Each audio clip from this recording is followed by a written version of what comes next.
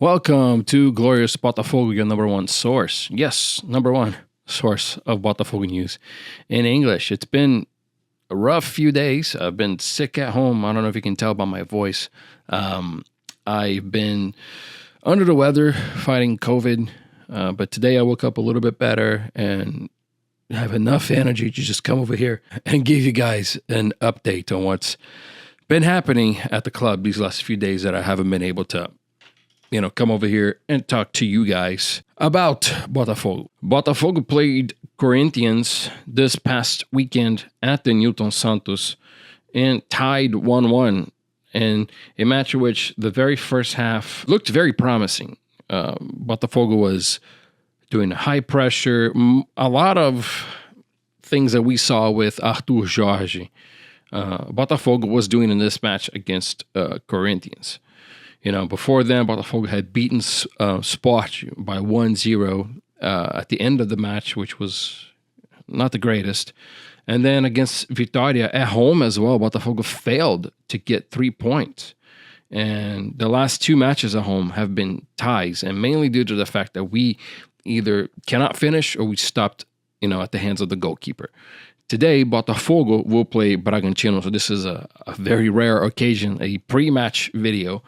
Botafogo will play Bragantino today at 5 p.m. U.S. Central Time. Bragantino have been on the upper side of things. They are doing better in the Brasileirão. They are ahead of us, and they seem to be a very concise and very well-trained team. And this is not for the Brasileirão, but this is for the Brazilian Cup, which is a title that Botafogo fans have been looking forward to since 1999, which when Botafogo played the final at the Maracanã Stadium in front of 100,000 Botafogians and was unable to get the victory versus Juventude and lost the Brazilian Cup, a title that we should have had more than 20 years ago.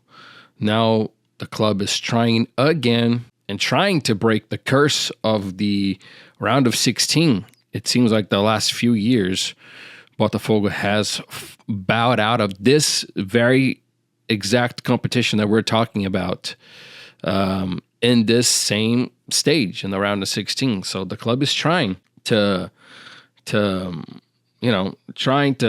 get out of this rut when it comes of the Brazilian Cup. There have been quite a few transfer news that's been happening these last few days. From the starting team, Marlon Freitas, Arthur, and Vitinho all received transfer proposals. Interestingly enough, Arthur got a proposal from Russia, a place that he had just left, came to Brazil, but Botafogo already rejected that offer. Vitinho got a transfer offer from Burnley, which is a team that he left to come to Botafogo, and they want him back. Botafogo also denied and rejected. And Marlon Freitas got a proposal from the Qatari League, and the club has also rejected that. Now, from other parts of the team, from reserves and substitutes, Cauê went to Porto B, Yarlin and Patrick de Paula went to Portugal to play at different clubs. I think Patrick de Paula went to Estoril, and Yarling went to another team that's not as well known, Tondela.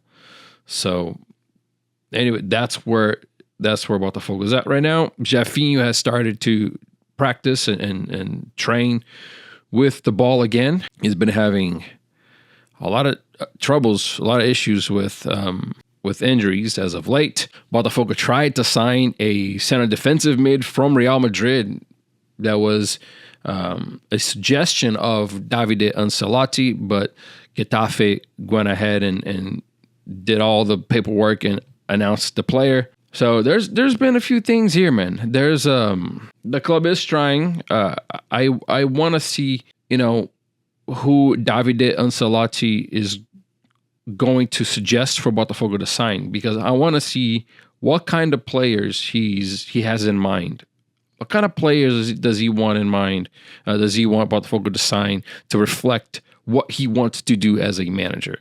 we know that none of the players that are on the club right now have been a suggestion by Davide. So it's going to be interesting to see if who he signed, who he requests, who Botafogo signs, and how that player ends up performing for the club. Another very cool piece of news is that there was a study done to measure the amount of supporters of each club in Brazil, and Botafogo has shot up since 2022, and even doubling the amount of supporters of rivals Fluminense. Botafogo is one of the very few clubs that has increased the amount of supporters over the last 3 years.